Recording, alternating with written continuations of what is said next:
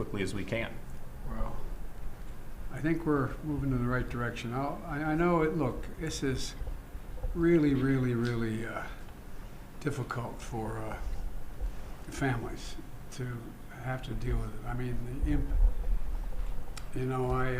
I have a family member who lives out there, and the area where he lives, I'm not getting into detail where he lives. I think there are something like 240 or 260 homes that burned to the ground, all but 14 or 15 of them. And everybody has to evacuate. And people are going, when do I get back? Will I ever find that picture album? Will I ever find the jewelry that my grandmom gave me? I mean, there's so much anxiety that's generated. And I think that we've been through this once before in Hawaii, where the fires occurred, and we're trying to build back up the community so they could open up and things be running. But it's really, really, really hard. So I'm going to make an appeal right now to the United States Congress.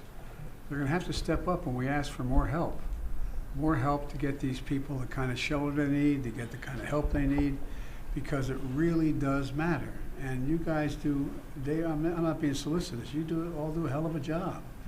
And we've learned, unfortunately, so much. And there is, in case you haven't noticed, there is global warming. It does change weather patterns. And as you explained, Randy, wind's going in and wind's coming out. You get the one going in, but you don't want the one coming back out.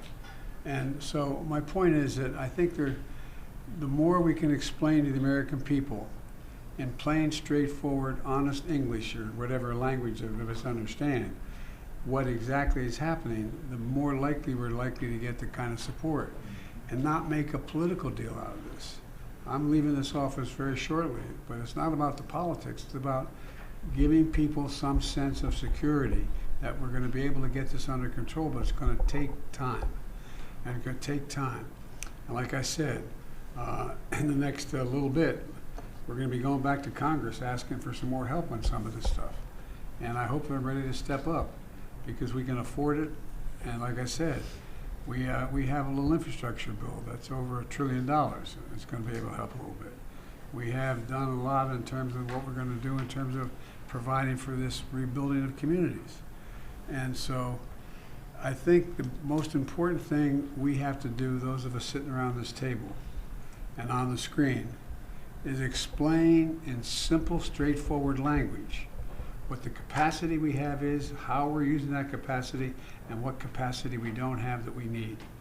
And in order to keep things from just all these, in crisis, rumors and fear spread very quickly. And the most important thing is to just bring this down in an area, be honest with people, what's at stake, but be straightforward with them. What can be done and how we're going to get it done. So I thank you all very much. I'm proud of the job you're all doing, and I'm, quite frankly, proud of the job the local officials in California are doing. I've spent a lot of time with the governor and the mayor of Los Angeles and others. They're doing everything that we ask of them and beyond.